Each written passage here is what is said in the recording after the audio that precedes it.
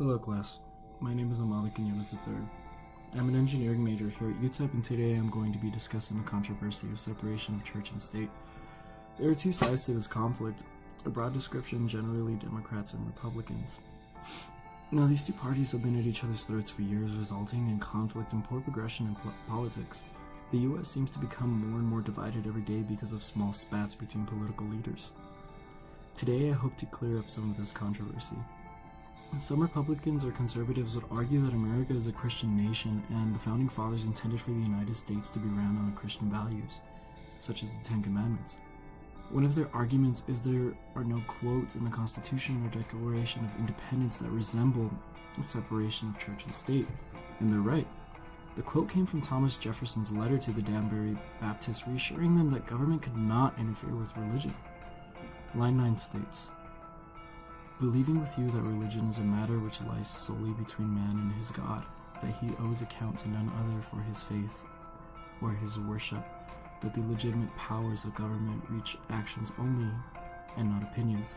I contemplate with sovereign reverence that act of the whole American people which declared that their legislator should make no law respecting an establishment of religion or prohibiting the free exercise thereof, thus building a wall of separation between church and state." But they are wrong about one thing, and that is America is not a Christian nation. A YouTube channel called Counter Arguments covers official documents and argues the idea that America is a Christian nation. They argue that the Declaration of Independence does not have any words indicating religious origin. The words Christian, Jesus, Bible, or religion are not in the Declaration of Independence, but the word God is found. When in the course of human events, it becomes necessary for one people to dissolve the political bands which they have connected them with another and to assume among the powers of the earth the separate and equal station to which the laws of nature and of nature's God entitle them. A decent respect to the opinions of mankind require they should declare the causes which impel them to the separation. All this implies is one's God, the nature's God. It doesn't imply the Christianity God. It also has the word creator. We hold the truths to be self-evident that all men are created equal, that they are endowed by their Creator with certain unalienable rights, that among these are life, liberty, and the pursuit of happiness.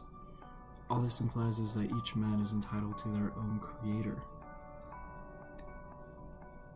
They also discover the Constitution does not have any of the words including Christian, Christianity, Jesus, Bible, religion, God, Creator, but it does include the word religious. The word religious is found in the Constitution in Article 6. The senators and representatives before mentioned, and the members of the several state legislatures, and all executive and judicial officers, both of the United States and of the several states, shall be bound by oath or affirmation to support this Constitution, but no religious test shall ever be required as a qualification to any office or public trust under the United States. All this means is that no one is forced to take a religious test in order to assume any kind of public job such as president or congressman. There's no implication that the United States is meant to be ran as a Christian nation. The only thing the Constitution implies is that no man could be ruled by a religion he does not approve of, and no religion can be persecuted for believing differently. There's an implication that many Republican and conservative groups hate the idea of church and state, but this couldn't be further from the truth. People who argue that America is a Christian nation and that the government is attempting to control the church tend to be political extremists who make money off of the attention they get. Now, unfortunately, this attention can only be acquired by imposing fear in everyday Republicans. Democrats are no better. The political leaders establish loyalty and make money by fear-mongering. They preach how the Republican Party wants to overthrow the government and rid the rights that protect others from religious prosecution.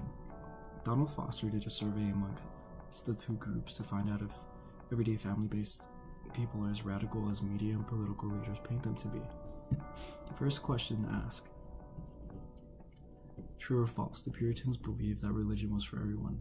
Here we see that Democrats or Republicans are surprisingly agreeing with one another. Second question asks true or false. From the first settlers of Massachusetts Bay until today, we have enjoyed freedom of religion.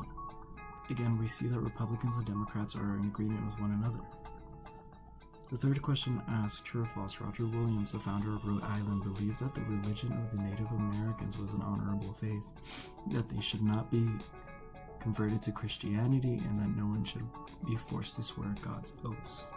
For the third time, we see that Republicans and Democrats are in agreement, even though they were wrong and Roger Williams did believe otherwise. There are many other questions asked throughout the survey, and many of them are disagreed upon or have split answers in each party. Foster also discloses that many of the participants did not know the answers to the questions, but I believe there is a benefit to this. Both Republicans and the Democrats answered how they felt the country was founded. They did not answer based off of fact, but rather wholeheartedly. After the survey, Foster interviews some of the participants and finds that many of them are actually content with how their freedoms are protected today.